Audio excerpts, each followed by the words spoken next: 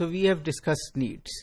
Now we'll look at the association of needs with wants and satisfaction. Because what is need? Need satisfies something which you want. So let's look at these three concepts in detail. So there is lots of debate on needs, as we discussed before. And this is good because it helps to identify new needs, and it helps to identify needs of marginalized groups which were previously not identified because they were not speaking.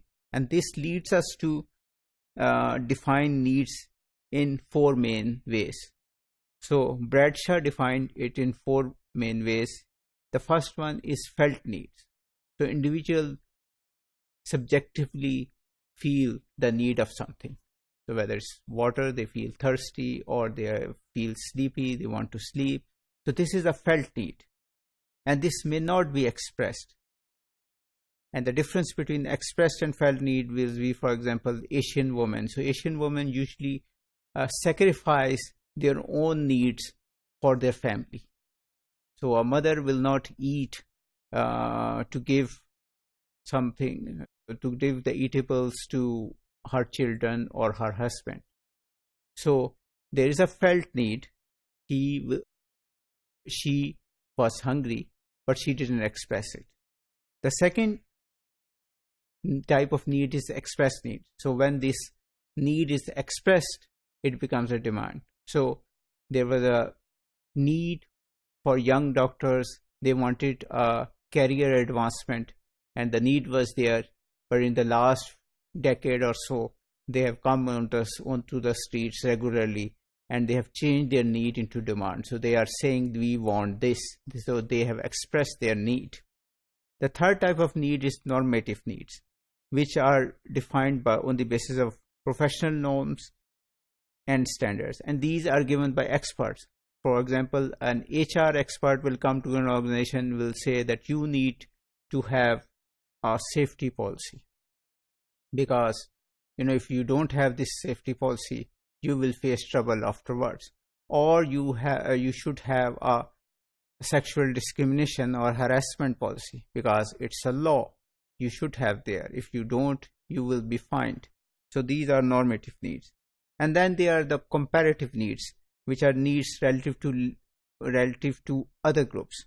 So if, for example, women are not paid as much as men for the same job, they will argue that we need more. We need similar pay for the similar work. And this is the basis of equal pay movement. And we see that in Hollywood, where actors and actresses are not paid equally. And recently actresses have, objected to that. Similar is the case of US women football team. They have also objected to low pay as compared to men football team.